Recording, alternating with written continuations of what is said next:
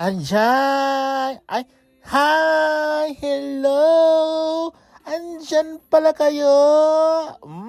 Welcome dito sa aking kusina na may bit-bit na dalawang supot na kulay puti at kulay yellow.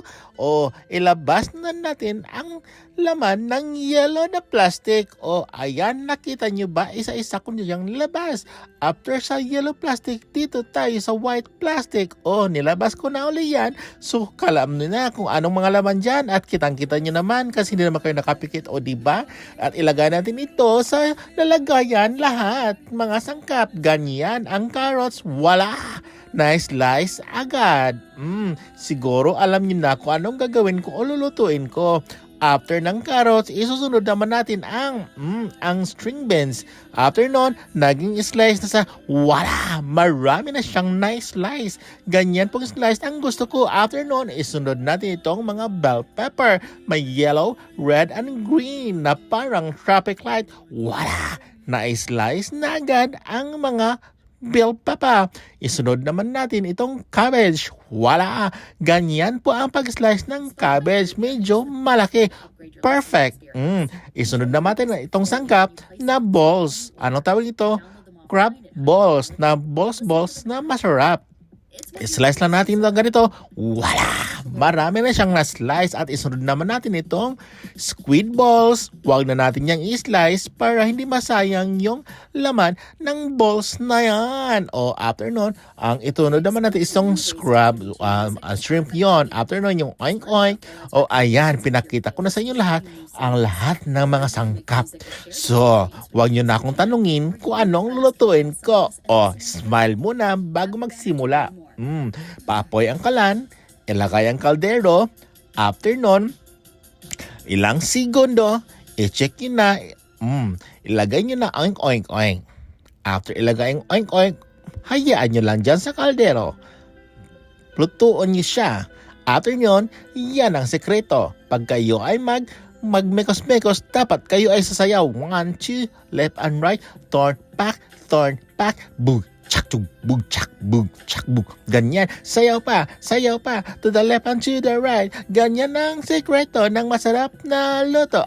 Ganyan. So 1 2 1 2 1 2 perfect. O, diba? Tingnan nyo. O, diba? Naluto na ang oink oink. Lumabas na ang sarili niyang oil. So, alam niyo kung ang susunod. Of course, ang sibuyas.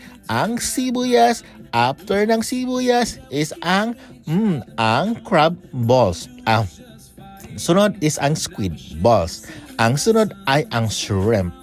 Ano man ang susunod, yan ay mekos natin at takpan at buksan ang takip para maging bongga. At ngayon, i-mix naman natin, mekos to the left, mekos to the right.